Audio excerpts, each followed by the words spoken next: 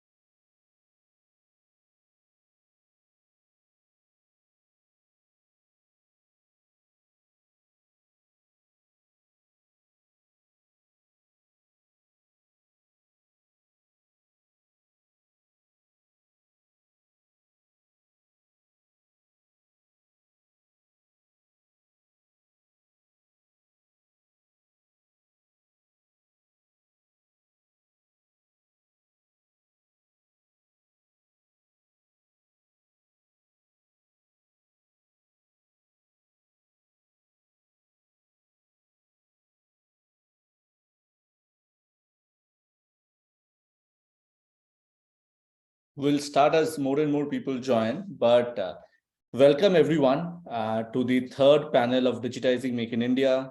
I'm Sudipto. I lead B2B and climate tech investing for Matrix. As we've mentioned before, at Matrix, we're big believers of B2B commerce. By B2B, we mean manufacturing, agriculture, supply chains, and exports.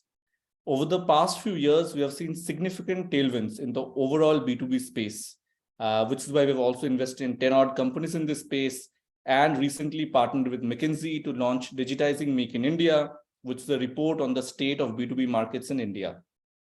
As part of DMII, we have already surveyed 100 plus stakeholders across startups, incumbents, policymakers, and investors. We are currently conducting panels with industry experts, and today we have a third DMI panel on the rise of India in global exports. To do that, I could not have asked for a better panel of experts and friends today. I'll quickly introduce the panel. First up is Alekh Sanghera. He is the co-founder and CEO of Farmart, a B2B platform for food value chains. Farmart operates a micro SaaS-led agri-tech platform that helps large food businesses in India and globally source quality produce by using its network of agri-retailers. We have been lucky to back Farmart in their Series A back in 2021. Other than Matrix, Farmart is also backed by General Catalyst, Avana Capital, and Omidyar Network. Next, I have Neelesh with me. Neelesh is a partner and the leader of the supply chain and logistics practice at McKinsey. He specializes in supply chain transformations across industries, ranging from automotive, chemicals, metals, and mining to e-commerce. Prior to joining McKinsey, Neelesh worked with P&G in its supply chain division. Neelesh is someone I've now known for over 6 to 7 years, and we've always loved our chats on supply chains and the potential for tech to create real impact. Thanks, Neelesh, for joining and taking the time out. Next is Pawan. Pawan is the CEO and co-founder of Fashionza, a tech-enabled manufacturing platform for global fashion brands. Leveraging AI and data science to change the way brands source products, Fashionza provides end-to-end product management, production management, and supply chain for fashion brands. Fashionza is backed by investors such as Axel, Elevation, Process, and Westbridge, and it's also a company we should have definitely invested in, but we did not. Previous to Fashionza, Pawan founded Curify, a health tech community which got acquired by a large US corporate. Finally, we have Utham. Utham is the founder of Captain Fresh, a tech-enabled B2B seafood marketplace that uses technology to deliver seafood to India and to the world. The biggest learning for me from Utham is when he once told me that, Sudipto, the best way to make money in seafood is to make the fish fly. And from day one, he has been focused on building a global supply chain in seafood. We have been lucky to back Captain Fresh since the seed round back in 2020. And other than us, investors such as Tiger Global, Process, Axel, and Ankur have also backed Captain Fresh. Thank you everyone for taking the time out, and pleasure having all of you in the panel today. So we'll start with a little bit of macro around exports, and maybe Neelesh will start with you, given you have the most amount of experience tracking global supply chains over the years.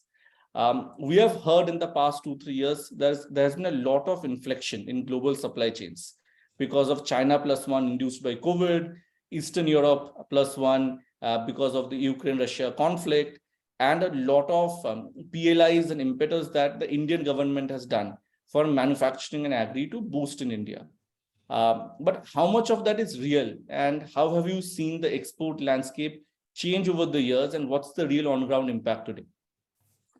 Thanks for this, Gupta. Thanks for the opportunity to join this esteemed panel also. Maybe I answer this question in 2 or 3 parts, right? The first is, if I take the supply chain lens of how companies are thinking about what happened with COVID, this sort of shock has obviously made everyone sit up and think about their supply chains like never before. And it has made everyone think about, the cool thing around having just-in-time supply chains may not be resilient enough. And hence they've moved this whole thing about, can I move from just-in-time to just-in-case? And it's just a play of words at one level, but intrinsically what that means for companies is every single supply chain head, every single procurement head that I've spoken to in the last 3 years, their biggest question is, can I now move to dual sourcing? Can I move to triple sourcing? Can I figure out a way of reducing my dependence on one supplier? And that supplier potentially more often than not would be China. So there is, from a supply chain leader perspective across the world, a question about how do I diversify supply chains? Now it's easier said than done, because there is a reason why supply chains have been set up in a particular way. There's a reason why certain countries export certain goods. Soybeans, for example, I think 90% of exports still happens only from the Americas to the rest of the world. It's not that the rest of the world doesn't produce, but it just doesn't produce enough. So for every supply chain, it's easy to say I want China +1. It's not as easy to implement. So even though everyone wants to do it, if you just take the trend of the last couple of years, there has been intent and there has been some movement. The reason why we've not seen dramatic movements very quickly is it's very difficult to set up new supply chains. It's not just about a new contract. You need to, if it's an FDA product, you need to really figure out if those particular new suppliers are certified and so on and so forth. So there are multiple layers. Now that said, if you look at it from a macro perspective, our sense is 25% of global trade has an opportunity to shift. 25% of an $18 trillion global trade, which is about $4.5 to $5 trillion of global trade, can shift. And we actually went industry by industry to see where could India play a role. And the good news is that about $1 trillion of that, so almost 1/4 or 1/5 of that global shift can be captured by India. Now, does that mean that all the $1 trillion will come to the Indian economy? Maybe not. But we do have the opportunity to do that. And through the session today, I'll share a few of the industries. But there is a potential for India to actually play a big role in this shift that's happening. Number 2, there is the intent from the government through exactly the PLIs, through this whole push on Make in India, to make manufacturing a great story again for India and not just remain a services-dominated thing. If you think about the growth of India to the $5 trillion economy by 2030, manufacturing is going to have to play a big role because that's where a lot of the jobs are going to get created. So my short version of the long answer to your question, Sudipto, is that there is intent in companies to shift and to make changes. There is a requirement to do that from a perspective of the concentration of demand and supply. And India is well poised to win a lot of this.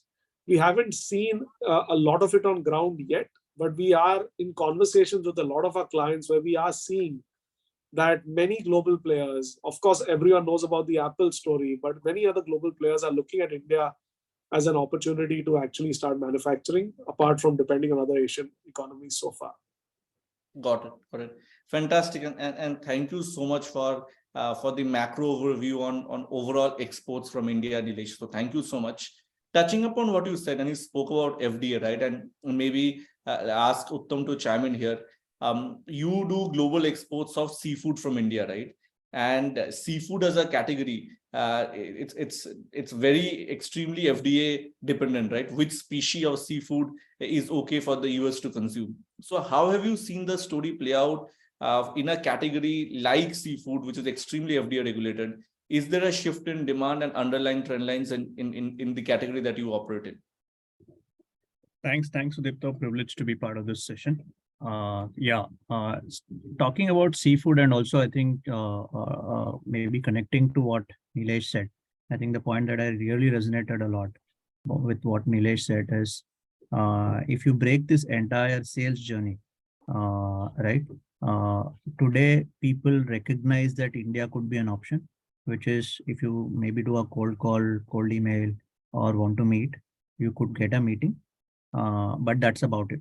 I think rest of the things, you need enormous amount of efforts from the industry, from the government, from the participants to really stitch that entire value proposition together and build a really, a substitute, so to say, right? 4.5 trillion that Neelesh is talking about at an overall level. If you talk about seafood alone, it's $200 billion, where India is, from a production standpoint, second largest in the aquaculture, third or fourth largest in the marine. So very well endowed from a resources standpoint. And world is looking up to India, so to say, right? If I travel around, talk to people, they seek or they are very curious to understand what can India offer. Again, if I have to kind of slightly step back and talk about why India, right? If you take all the 3 or 4 oceans, Indian Ocean is the least, I would say, least penetrated. And India per se is a largest gateway, one of the largest gateway into Indian Ocean, right? And on top of it, once the fish lands into the mainland, Indian labor is still very competitive. If you consider other gateways into Indian Ocean and compare the labor costs, India is still very competitive, right? So those are the 2 important factors for us to really think of a sustainable seafood industry. So the fundamental factors are there, which is about, is there a competitive advantage that India will have vis-a-vis any other country? Definitely it has. But where we need to do a significant amount of work is marrying what the customer wants and fine-tuning the entire backend, which is from the point of purchase to the production to the skilling of labor, etc., etc., is where significant amount of work needs to be done. Again, compared to domestic, I think the bar is very high. I think that's quite obvious. Everybody will understand that. But what is also something that entrepreneurs like us need to be very careful about is you don't get too many chances, right? You need to get it right. And the cycles are long. You need to get it right. And you're playing with a much larger, I would say, brand, not just your company brand. It's your country brand that you're playing with. A lot of times you go, you don't get the meeting, or you get the meeting and doesn't translate, not because you have done anything wrong. It's mostly because somebody else in the past from your country has not performed. So what I've seen generally is that the memory that customers or demand side has about a country is very, very long in these. So to beat all of those perceptions, to beat all of this, I think the reason to believe in terms of what we can offer is where I think we need to do some significant amount of work, and where maybe technology can play a significantly larger role, right? If we can crack the reason to believe and talk to these demand pockets in a lot more agile and lot more new age manner, right? It will give a significant traction on those demand side. While yes, like I said, in seafood, we are fortunate. There is a lot of underlying construct, underlying structural positioning that India has. But to translate this into real opportunity, we need to figure out how do we crash those cycles, that otherwise runs into years and years, right? How do we crash them into months? Maybe technology is an answer. Got it. Got it. And bunch of interesting points, Utham, that will double click on. But before that, this is truly a global panel. Utham is taking this call from Frankfurt and Pawan is taking it from New York, which shows they are building really, truly global businesses. But actually staying on that point, right, that obviously there are years of what has happened in the past that also reflects when you go and do a pitch, and building that backbone in terms of supply chain where you truly deliver world-class quality, because you may not get multiple chances or shots at the demand, right? So staying on that and moving to you, Alekh, and I know that you have spent years on perfecting and having the perfect back-end supply chain for food produce in the country. So a small anecdote, when I met Alekh for the first time, Alekh told me, Sudipto, there are two secrets about agri. One, you can make money in agri only if you go to the farmers. And the second thing is you can never go to the farmers, and you have to find a solution which marries both so that you can source from the farmers without never going to farmers. And that has been the secret source of farmer for a long time. But Alekh, how do you build this supply chain and the back end that provides quality in food and in agri that the world can trust in? Yeah, it's an interesting question, and already you have kind words for us. But the way we think about delivering on the global promise for food is that actually there was a huge window of opportunity that opened probably a year and a half ago. And I think before that, India was dabbling in terms of food exports into markets. But I think what happened, especially with what happened in Ukraine and what was happening post-COVID, a lot of the food and also climate change, actually, with the whole narrative of climate change and actual climate change happening and leaders actually being very serious about it, this whole reliability and resilience on the food value chain became like a real thing. I think, and what happened in Ukraine just helped India just have a short window of opportunity where, if we could deliver or not deliver, like, what Utham said. And what happened in those 7 or 8 months is that India actually really, really delivered on the promise on two fronts. One, we were able to ship extremely large quantities of food out of India in like almost zero TAT. The demand came, we were able to ship, the policies were wide open. We were able to deliver, global supply chains kind of came towards. And we also have to factor in that, in global supply chains, a lot of the factor actually is the shipping cost or the logistics cost, right? And it's not very easy to basically realign supply chains so quickly. And because there was so much shipping volume that India was moving, the cost of shipping actually reduced drastically out of India, and that kind of benefited the costing of pricing and pricing being more competitive in global markets. So I think on the back end side, what India has the potential is that we have the quality now, especially because the world has tasted that India can deliver on the quality front. And I say this not just from, like, let's say, the quality of the produce which is being grown by the farmer. I actually say this from a processing, manufacturing point of view, because 70-80% of food which we consume today is actually processed. And if you actually take food processing as a unit inside manufacturing, it's probably it accounts for like 30-40% of the entire market share of manufacturing, right? And India has opened up a lot of policies where you get seven years of free taxable income. You're able to get subsidy from the government to set up food processing units closer to farms. Logistics hubs have become closer to cities. So I think a lot of the quality that has actually we've been able to deliver is actually on how good our food processing capability, both in terms of producing, sourcing, and shipping, has become. And that is where I see that there is a lot of hope of India. And I believe that India, in terms of the backward supply chain, is actually more or less solved.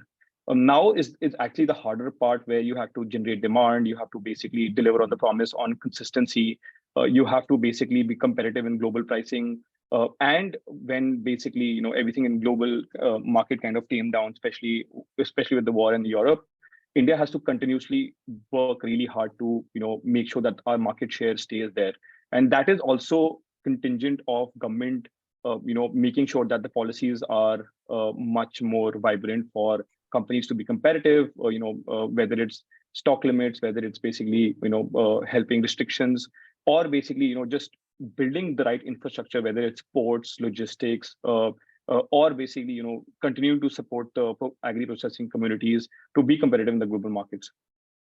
Got it. Got it.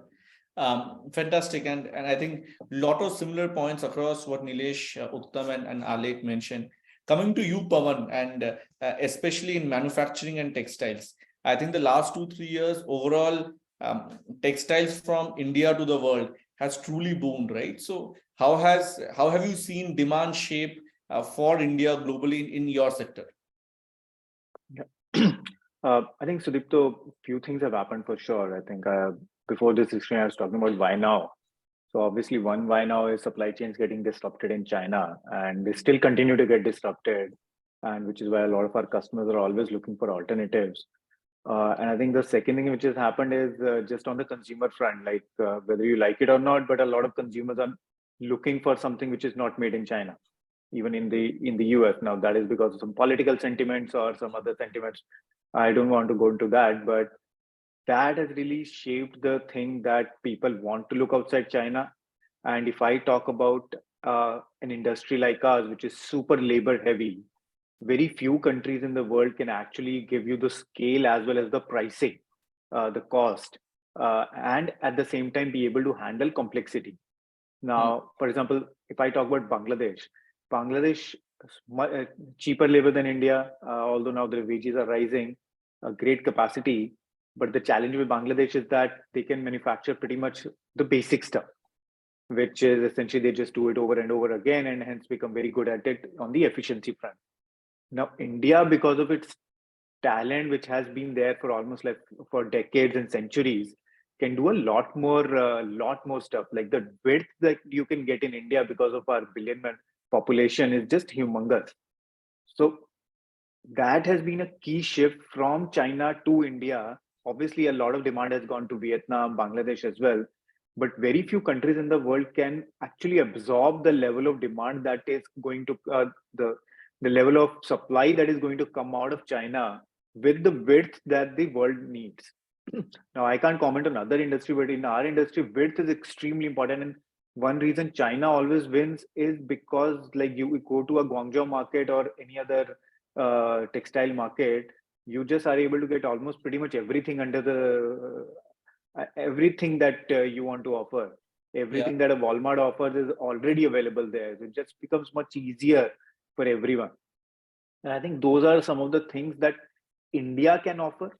And so we are present in both India and Bangladesh, and we know the capabilities of both the countries. There's still a lot of demand going to Bangladesh, but there's a lot of demand coming for India.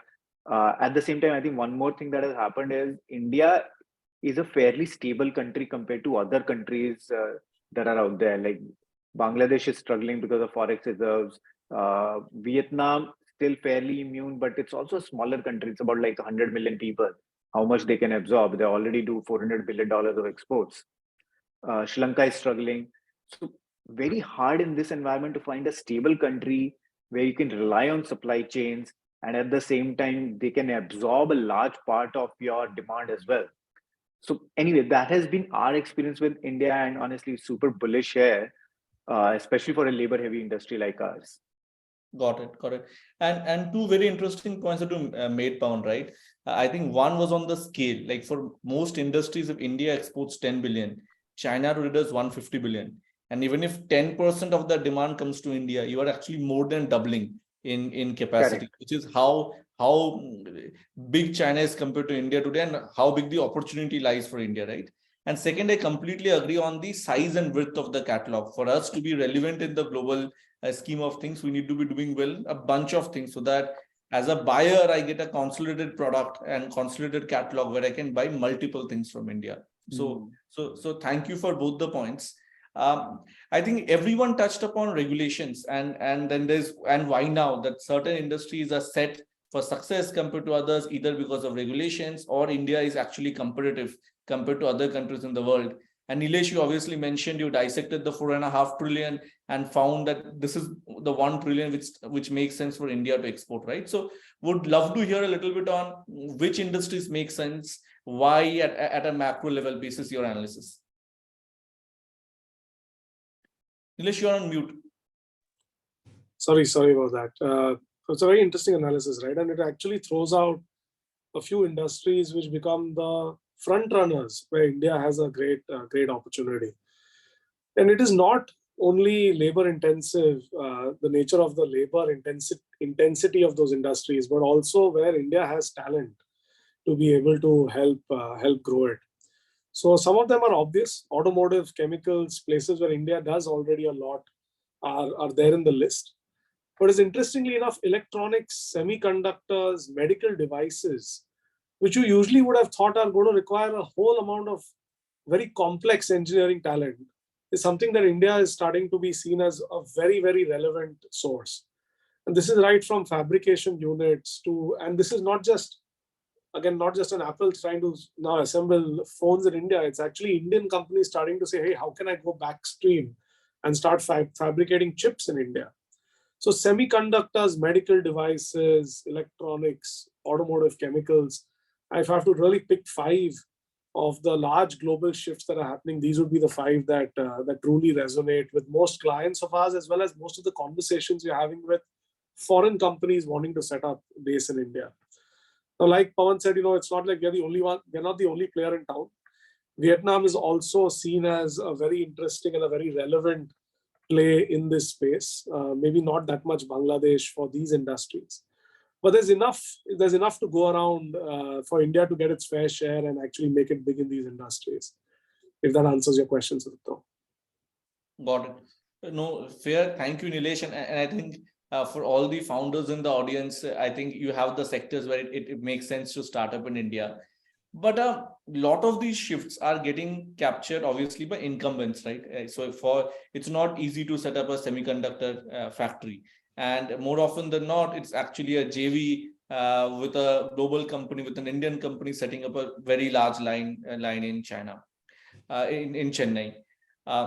For early stage companies, right? People with 2-3 years of history, at least what we have noticed and we were discussing before the panel started, getting this trust from demand that I, as a 3-year-old company, can actually execute it better than any incumbent is also a challenge. It's not only a shift of global demand to India, but also taking a pie of that demand as an early stage startup. So would love to hear views from the panel on how do you break that trust deficit and actually win contracts and get the global demand. And maybe Utham, we can start with you, and then we'd also love to hear Alekh and Pawan's view on that. Yeah, I think if we have to break down the entire exports business and say which are the critical components and where at least we have seen significant amount of resistance as we stepped in, I think we thought, or rather started looking at exports back in March of 2021. I think that's when we first said, no, look, exports is something that we will start looking at. I think for us to get to a credible level, even to ship out our first container and say that first dollar revenue, it almost took 12 to 14 months. Right. And this is when somebody like me was involved in the exports value chain for last 5-6 years. Somebody who had spent time in the demand side of things in the US, in China, knew a bunch of buyers, knew the requirements the buyers had, knew where they are currently sourcing from, what those specs are, etc., etc. Right. So what I'm trying to highlight is, one, how do you get the attention of the buyer and get the credibility is a very critical step in this entire process. And for us, one, yes, me being in this industry in the past certainly helped, but also trying to position ourselves vis-a-vis everybody else in the market was a critical aspect. So in our case, if you take, we had an insight that buyers today are not provided a seafood solution. They are provided a basket, a product solution. So there is a shrimp exporter from India, whereas there is no seafood exporter from India. So if there is a buyer who wants, let's say, a bunch of requirements he has, he needs to be an expert in shrimp to be able to talk to a factory in India, right? So that's what we tried to abstract out, where we wanted to be a basket. We provided the entire width, and that's how we got into the domestic market as well, right? So that one insight in terms of, okay, for a buyer, today it's very specialized. How do I simplify the experience and give the entire basket? But while I'm giving the basket, I am not really compromising on the quality, spec, etc. That the product has, right? So that unique value proposition in a way, or the insight, the differentiated insight, which was that way borderless, right? Which is relevant in India, was also relevant elsewhere. But to execute this kind of a problem statement is what I said takes almost 12 months. In our case, we had to line up almost 8 or 9 factories across the country to be able to manage supplies even before we go to the demand side and say, look, I today have everything cutting across an aquaculture, marine, cutting across 8 or 9 species, right? Which is extremely unique. There is nobody else in the market today who does it, because there is only specialized exporters, right? Now, when I start doing that basket level, my level of conversation is also very different. I am talking about his customers, how he is up trading, down trading in his categories, right? That kind of conversation never happens with a product specific supplier. And all of a sudden, the buyer is more comfortable talking to us because we are talking their language, right? So some of those things, especially basically keeping buyer at the focal of this and having the ability to distill those insights onto the supply chain side in terms of what that means from a factory management, raw material sourcing, staffing, people, etc. I think that's the insight that you will need, which in a way is not something that you can arrive iteratively, especially in the context that we are, right? In the export context. I think that's quite important. What the customer needs and what's the differentiated positioning that you have, and how does that work out on the supply chain at the supply chain level. Got it. Got it. Pawan, Alekh. Yeah, so in our case, from my experience, especially for younger people who want to kind of enter this space, right? What we have realized is the often answer we get from a lot of the customer is there's a $400 billion TAM, everyone consumes food. Whether you talk to ITC or you talk to a Nestle or you talk to Britannia, everyone's happy basically being in their own country and operating just because the TAM is so large. Our argument is always counterintuitive. You can build domestic capabilities, having immense level of engagement, whether on the buyer side or the seller side, and it all gets the team off the ground. It gives you a lot of confidence. It kind of helps you create the backend piece really, really beautifully, right? But when you enter into a space where it is unknown territory, you don't know the people, you don't know the language, you don't know the country, you don't know the laws of the country.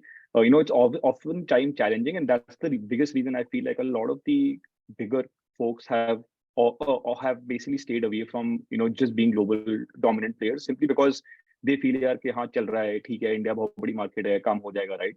But being a startup where you're always looking for opportunities, not only for now growth, actually for profitability in India. You are looking for challenging situations where you can put your back-end supply chain capabilities and beat the market in terms of the bigger players in your own country, right? And what we have come to realize very, very clearly from the get-go is that you have to set up your own capabilities on ground in terms of people and workforce to actually understand the demand. Which Utham just spoke about, right? I'm not going to elaborate a lot on that, but Utham spoke beautifully about that. So you have to understand the requirements, number one. Second, you have to understand what can India differentiate in terms of two things. One is quality at a consistent quality level, but also on the pricing level, because that is where you can be very, very competitive in a market. And Indians generally are very competitive in terms of when they want to get into a business or a trade, right? So I think the DNA of Indians generally help because we are used to, this negotiating in domestic markets, people being extremely bad in payments and so on and so forth. So when you go into the global market, it's like if I have an order for, let's say, $320,000, $24 in the end, I actually get payment exactly that, right? So just it becomes far more easier when in India you're struggling every day to generate demand, and then they go to global market where everything is promised to the T and it happens. So a lot of confidence starts to build within the team, and then you're able to like basically service at much higher quality, because that is the company standard which you have now built for your own company. Whether it's domestic, whether export, it doesn't matter, but nothing beyond like export quality is now affordable or acceptable in your DNA of your own startup and company, right? So I think it just helps overall to actually not only think of yourself as a India specific play. If we can shift software for like last 30 years, why can't we ship whether it's fashion, whether it's basically seafood, whether it's food? It's just the mindset and the courage of doing it.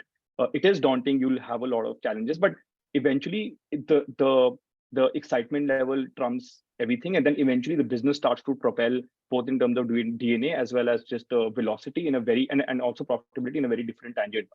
And that's generally what we have seen within the company that has transformed the thought process of a lot of people in our company. Got it. And really like how Alekh put it, that if we can ship software for 30 years, why can't we ship everything else? And honestly, across different sectors, we're seeing some of this really truly happening, inflecting. And obviously, one sector is textile. How difficult, Pawan, was it to crack demand in the US? I know you are in New York now, which means you are cracking demand as we speak. But how difficult was it for the Zaras of the world to trust an Indian manufacturing brand? So I think slightly. So Sudipto, we have had a slightly different experience, I would say. I think for us, the challenge has not been cracking demand. I think wherever like if I were to give out some numbers out in public, our meeting to, let's say, an inquiry conversion, a solid inquiry conversion is almost close to 70%. So getting that foot in the door, meeting is something that now we know how to crack it. But I think in the past 18 months or so, it took us some time to figure out like how to get inside those rooms and get that meeting with the people. I think everybody wants to explore working with India. Almost, actually, I should not even say that, because everybody has been working with India for some time in some capacity. They, for example, might not know that India is also great at denim, or India is also great at activewear. And that is something that you can easily show them. Good thing with us is that if you show a piece of clothing and they can clearly see, okay, this has been produced in India, great. Let's go and work on something that is already there in our hands. I think the challenge for us is still on the execution, still on the supply side. How fast, how quickly, and on what kind of quality levels can we actually go and execute those orders is something that is obviously the key thing for us. Like for example, like we have never had a situation where we have given a great sample to a customer and they haven't come back with an order. So for us, like selling India brand honestly has been slightly easier because people have been working with India for very, very long time. Maybe some few new young brands that have come up in the past 5 odd years have not had that kind of exposure, and they've pretty much been focused on China. So yeah, I think obviously the challenge in our industry is that the sheer level of fragmentation on the 3 levels. So as we call it, like the demand level fragmentation, the customer level fragmentation, the supplier level fragmentation, and the SKU level fragmentation. That becomes a major challenge wherein we have to keep on matching demand in very particular niches. So if I can do, for example, nylon-based activewear t-shirts today, I need to go and find a supplier for that. I need to go and find a customer for that. And then I need to keep all of those happy in that particular niche segment. And then when we expand into a new segment, then again, we have to like figure out all the supply chains as well. So managing that as a troublesome thing, because there's like millions of certain combinations possible. But I think good thing for us has been that on the customer side, we have never had this challenge that, oh, I don't want to work with India. Yeah, I mean, 5%, 10% might do that. So we don't have to go and explicitly sell India brand. Got it. And a lot of people keep on asking us as investors, people who have not invested in India yet, right? What is the role of tech? And you actually explain what is the role of tech. And I think for most B2B supply chains, this entire matching process, right? Mapping the right customer demand with the right supply and ensuring that during production, the supply is getting met, and then stitching the supply chain together takes enormous amount of tech, which is where traditional people are also not able to do it. Because if you are exporting and if you did not own your factory, it becomes very difficult for you to manage a large back-end supply chain. And if you only have one factory and one product line, as Utham mentioned, and as you also said, right, it's very difficult for you to crack global demand, because there you need a catalog and capability to sort of manufacture, produce across the chain. We are slowly running out If of... I may add, Sorry, yeah, go ahead. oh, sorry, if you are running out, and then we can move ahead. Go ahead, go ahead. I was about to say that we already have audience questions, and I request the audience to ask more. We'll do one round of questions and then we'll take audience questions. But Pawan, why don't you finish your thought? Yeah, sure. I think just one more thing, which is might be prevalent in other industries as well. Because of e-commerce, the entire demand for catalog width has increased significantly. And I think the traditional supply chains were just not built for that level of complexity, which has been a big challenge, Achilles heels, for both the customers and the suppliers. Like if I am on in a store, like if I talk about my industry, if a Hugo Boss stores can probably take 50 SKUs, maybe 100 SKUs. But if Hugo Boss opens up a website, they can't survive with the 100 SKUs. They need like at least 1,000 SKUs to even get customer excited to come on the website, or even list on, let's say, Amazon, or in case of India, Myntra. That catalog width becomes even more compelling and even creates even more challenges for handling the complexity in the supply chain. And hence, you just need technology. I mean, like, just can't do away with it. Got it, makes sense. And which is why I think across a lot of different industries today, we need nimble supply chains that you never needed before, because it was only on the store, right? And now store has limited shelf space. Final round of questions. I know Utham has a flight, so he has to leave soon. So I'll start with you, Utham. One word of advice to early stage founders, either in terms of what kind of spaces to go after, or anything else on somebody who is starting up in the broader B2B space. I think the quality of insight is extremely important, Sudipta. I think that is that's something that is important. Like what I was saying, for us, demand is key. Why? Because we are in a space where our customers are exposed to significant risks. For example, let's say I have an airline customer and I send a fish with histamine. Up in the air, there is a issue with the food, and there is a stomach issue. The kind of liabilities they are exposed to, right, is a significantly high liability, which means that these kind of sectors will need a thorough amount of understanding at the back end and the entire all the components that build value, right? So I would say one is if you are spending 1 year to understand, or 2 years, I'm just throwing in a number, it could be 10 years as well, for a domestic opportunity, for a outside international opportunity, it should be at least 2x, 3x in terms of time, in terms of quality of insight, in terms of all the hard work that you do, in terms of building the components of it. While yes, it's a profitable business, you will certainly make money. And today, if you see in a horizon of 100 years, maybe we are in the best possible position as an Indian out player to go after this opportunity. So there are a lot of tailwinds associated with this category, but the homework that one does, the hard work that one does in putting this value chain together needs to have significant amount of rigor. I think it's almost like needs to be world-class rigor, because you are going after a world demand now, right? I think that would be one advice that I would have if somebody is looking at an international play. From a supply chain standpoint, I think we have done it in the SaaS space where we had the engineers, etc., who were already best in class, right? And they were the guys who are producing that product. But if you are building something like a basic staple, then the level that we think of should be at a much higher level, which asks for a lot of homework.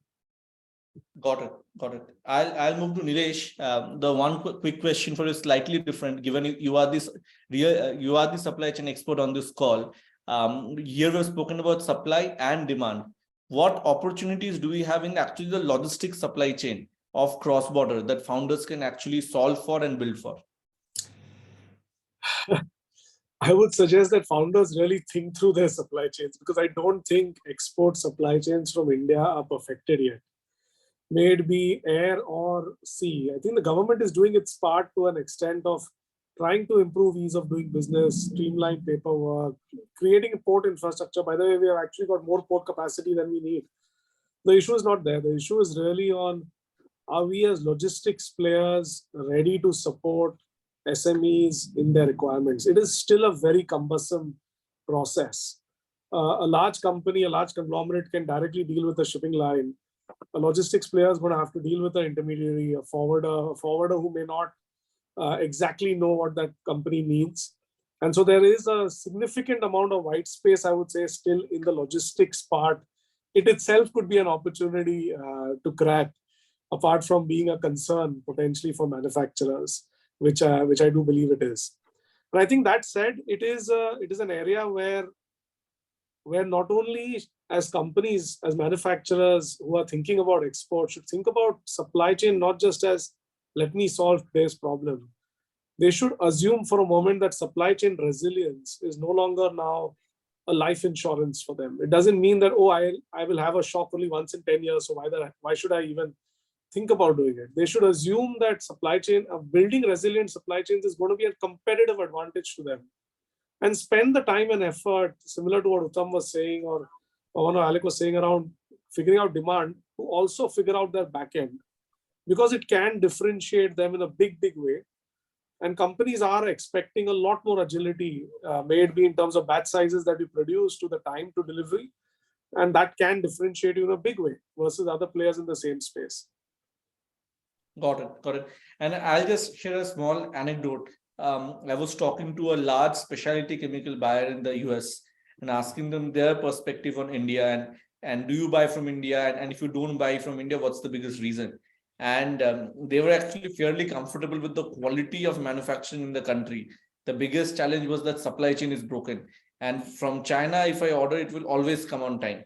If I do it from India, it will say it will come in 30, but it might end up in 45 days. And there are so many variables, right? So there's a lot of opportunity in actually solving for the supply chain and solving it in a very focused vertical manner, because every supply chain is very difficult, and moving inflammable sort of chemical versus moving textile versus moving seafood are very different capabilities. Coming to Alekh, one piece of advice for an early stage founder, or one area of white space that you've seen in across B2B and agri that you would recommend founders to start up in? Actually, I'll actually dive down a little bit deeper into Neelesh. I just don't understand how someone has not built a SaaS product for smaller SMEs to solve for exports. If you go actually online and look at any small trade house, or a SME who's basically doing, let's say, $10 million or $5 to $10 million of top line trade across countries, everyone's post would be, I want a documentation manager. I want basically someone who has experience in cross border, spending probably anywhere between, I would say, $1 lakh a month, which is like 12 to 15 lakhs worth of expenditure, right? And the bigger the growth, this cost goes, like you probably have 3 to 5 people who are doing just documentation, cross border, compliances. If someone can create a wedge in the market using a product or a SaaS approach where this can be simplified, you can actually collect orders through WhatsApp, share catalog, get everything sorted into a easier kind of a format, and then generate PIs, and then basically ensure invoices, everything around that. I just feel there is a huge space to kind of crack that. And once you can do that, you will be able to have like massive level of supply network on your platform, and then build commerce on top of it. That's just one thing I just see very clearly, apparently, which I don't think a lot of companies have even looked at it or tried to solve for it. And it's not a very complex problem to solve, actually. If I had to do a startup all over again, this is one thing I would be really passionate about solving. And because then you just scale your supply very fast, right? You can be competitive. Everyone's transacting at what price, what locations, what are the buyers. And I think there are a lot of online platforms, but they are nowhere close to the consumer behavior or basically the level of sophistication in tech where we are today as consumers. So that's my one insight. Got it.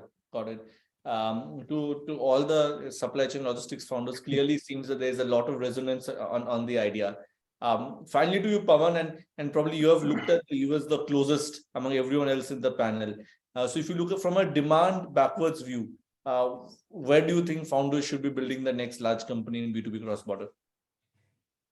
Oh, that's a tough question for me to answer. I have not looked at He's already built it, so now it's very hard. or anything else absolutely. in terms of advice to somebody who's building it in the cross border, especially for the US? Yeah, I think especially if I talk about US specifically, any industry which is going through some sort of disruption is very ripe. US, I think one good thing about US is that people are willing to give you chances. When we walked into our potential customers 18 months back, when we did not have even a single customer in the US, if we got a warm introduction, people would meet us and people were willing to give us a chance. So that's a good thing about US, I think. But you need to be here. Like, you can't expect cold emails to work or cold phone calls to work. Yes, they might work to a certain extent, but you need to be here, especially if you're doing B2B with mid to large size customers. I think one area that I do see underserved right now is, I think in India we overestimate how much Alibaba has solved it, but to be honest, like, Alibaba is hardly used here by SMBs.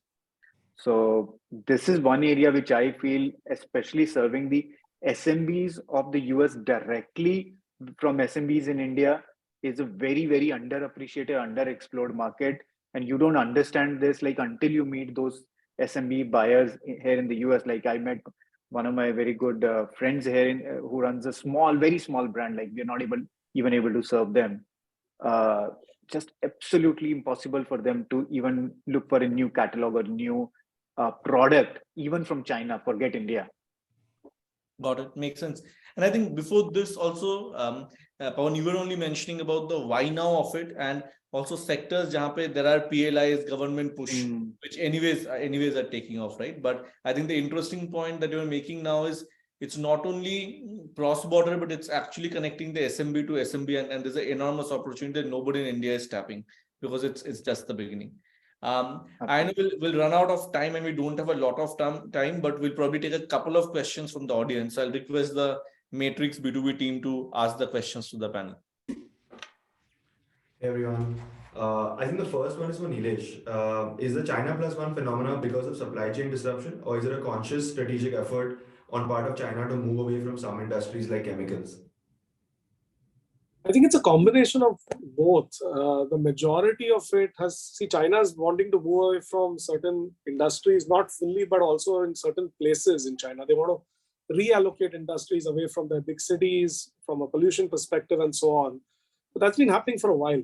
This whole thing of China Plus One has come about primarily with the point of view of creating more resilient supply chains that can take care of these shocks.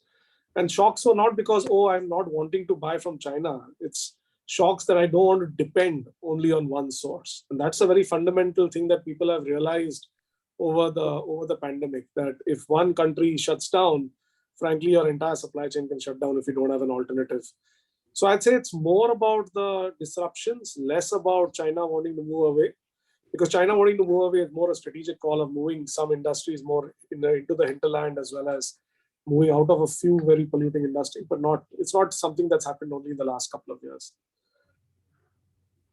The second question is that once China became a large exporter of goods, the Chinese exports into various foreign countries started to get negatively stigmatized. So what is it that India can do from the get-go for that to not happen for India? I don't know, Pawan, if you would like to take that, since I'm sure you deal with your Chinese competitors also. Yeah, a few things. I think one really good thing that we have heard from our customers for India is communication is far better. Communication and transparency. And I think China communication, because of language issue, is very difficult. Also, China, you rarely work with the factory directly. It's always with middleman and the agents, which is much better in India. And you can always talk directly to the end manufacturer as well. It's all, especially in this environment, I think traveling to India is also much easier. So people are more comfortable with that. So that's where communication is definitely where India gets better. Second thing that we have heard, and I think somebody mentioned, Alekh, I think mentioned, Indian suppliers are just so used to working with such a very difficult customer, a domestic customer. So hence we are inherently much more flexible. My payment is getting delayed by 7 days. No, sir, no worries. If a payment is coming, that's okay. 7 days is not an issue. You want to make some changes to the product in the middle of the line, no worries, no worries, we'll handle it, we'll handle it. I think that level of flexibility that comes is just far better than anyone else. Like China does not, absolutely, like you don't give them payment as advance or payment while dispatch. They'll hold your goods, they'll liquidate in the wholesale market if you don't even give them an answer for 7 days. So obviously, it shows about the depth of that market, but this is where India definitely wins. And last thing I would still add is India has such a vast network of SMB factories, which very, very few countries have. Like China does have, I will not say China does not have, but let's say any other country does not really have that ecosystem of SMB manufacturers who can be super agile and flexible in their approach, which I think we should definitely have. Like anybody building on top of that is definitely has an advantage.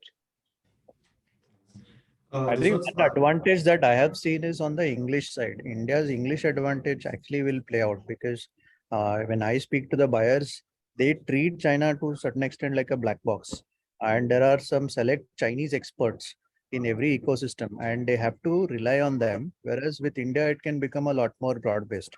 I think that we need to tap into, which is basically around what I think Pawan is saying, being extremely customer friendly and understanding the customer to a next level versus being a production house for them. This one's for Alekh. What has led to the increase in agri exports? Has quality of produce really become better, or is it more due to cracking new global demand channels? Yeah, so the way I look at it is it's basically 3 points, very, very clear. One is macro. The war, climate change, supply chains have all kind of suddenly looked at India as a powerhouse, and also the government narrative helps, right? I think the second is infrastructure, both like physical and digital. I think now, with just us being global citizens, like most of us, have the opportunity to travel most of the part of the world. We understand and believe that we are truly global citizens. So for us, the physical infrastructure is just matching up now in terms of road, shipping, or like basically rail within the country that helps us ship material in a quicker tat, right? And digitally, we are far more ahead of like even the US. Like trust me, when I go, I'm just amazed how like behind consumer behavior in terms of just digital payments, commerce, everything is behind India. So we just are very, very quick in terms of our turnaround time, in terms of being digitally connected. And the third is government policy, right? Government knows that internal consumption will not rise, will not be the direct contributor to the $5 trillion economy. We have to ship material out. We have excess capacities in food. We are just scared with inflation. And my point there is, actually, there's a great book I read about Japan, right? No matter what happens in what era, they always increase inflation by 2% every year. Now, what that happens is it makes people work harder. The prices rise. And when prices rose this time, let's say of wheat, farmers actually got paid more. The money again went into the ecosystem or the economy, right? And it's like a flow of things. So the whole narrative of socialism in India, that inflation is bad, like obviously hyperinflation is bad, but inflation of 1-2% a year actually keeps the economy hungry to grow. And that's how we'll always be ahead of the game to ship material more outside and get money back inward, and then basically have the rotation in place so that the internal consumption keeps on increasing. So I think it's all these three factors married together, and if government can execute and just provide the platform for all these three things coming together, and obviously macro is out of their hands, but it will be a huge push for India as a growth story, especially on the global market front. Got it. Great. Fantastic. We'll run out of time. I'll take one question. There's a question on, given there are already a lot of B2B marketplaces created, will more companies get VC funded? Absolutely. I think if basis everything that everyone has said, there's a huge tailwind, and this tailwind is not limited to only a few sectors. It's across sectors, and there are a lot of sectors in India where we have even not touched the surface. So I think across, and I can not only talk about me, but a lot of other Series A funds in the country, we are, as a group, we are all bullish about the India to global export opportunity. And there was a specific question, will I get funded if I build in textiles? The question is, if you do a Me Too to fashions, or no, but I'm sure that in textiles, there are multiple other opportunities, which is a combination of your capability of the fabric that you're producing, your backend model in terms of where you're procuring yarn, country that you are targeting, the profile of the customer that you are doing, enterprises versus SME, as Pawan was mentioning. So even in textiles, I'm sure there are a lot of opportunities. till the point you're not exactly copying someone versus building something differentiated, I think there's lots of opportunities, and we are there to fund. So thank you everyone for the time. It was really special about chatting, and the good thing about it is, if all the things we said is it becomes true, not only do our companies and our funds become successful, India as a whole also becomes a success story, and hundreds and thousands of SMEs who are actually powering all of these companies, right? They make more money, and which truly sort of powers the country to a completely different orbit. So thank you so much. Super excited about exports from India to the world, and thank you to all the audience for joining in today. Thanks everyone. Thanks, Thank you. Thanks, guys. Thanks, guys. Thanks, everyone. Thanks, Neelesh. Thank Thanks, you. Pawan. Thank you. Thanks. Thank you. Bye. Bye.